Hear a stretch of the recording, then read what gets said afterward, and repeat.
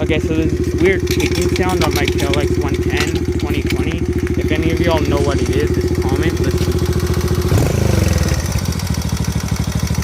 It sounds like it's coming around this area.